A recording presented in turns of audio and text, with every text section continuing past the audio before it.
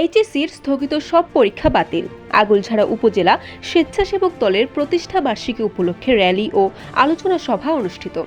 আগৈলঝাড়ায় দুর্নীতিবাজ স্বাস্থ্য কর্মকর্তার অপসারণের দাবিতে ছাত্রদের মহাসড়ক অবরোধ।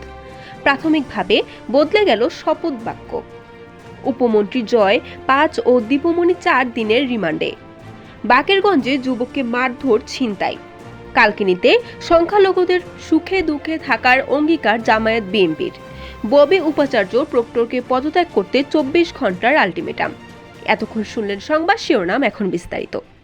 এইচএসসি ও সমমানে স্থগিত হওয়া সব পরীক্ষা বাতিলের সিদ্ধান্ত নেওয়া হয়েছে। পরীক্ষার ফলাফল কিভাবে করা হবে তা পরে জানানো হবে।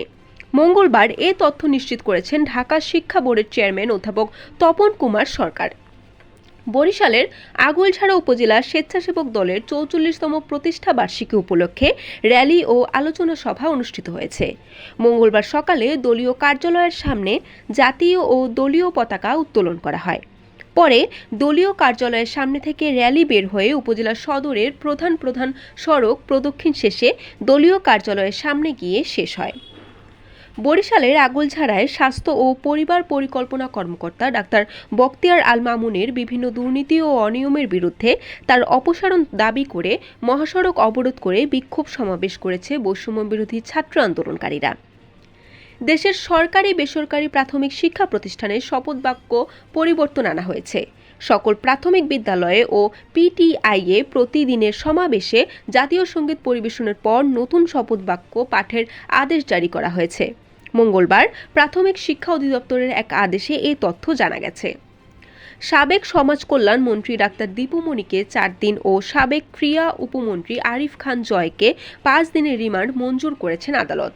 বৈষম্য বিরোধী ছাত্র আন্দোলনে ছাত্র জনতার মিছিলে নির্বিচার গুলিবর্ষণে রাজধানীর মোহাম্মদপুরে মুদি দোকানি আবু সায়েদ হত্যা মামলায় তাদের রিমান্ড মঞ্জুর করা হয়। বরিশালের বাকেরগঞ্জে এক যুবককে মারধর করে মোবাইল টাকা ছিনতাই করে নিয়েছে স্থানীয় সন্ত্রাসীরা বলে অভিযোগ পাওয়া গেছে। আহত যুবক ওই থানার 6 নং ফরিদপুর ইউনিয়নের রকুন উদ্দিন গ্রামের বাসিন্দা মোসলেম গাজীর ছেলে ইমাম গাজী। গত রবিবার সন্ধ্যা 7:30টায় গাজীতলা বাজারে এ ঘটনা ঘটে।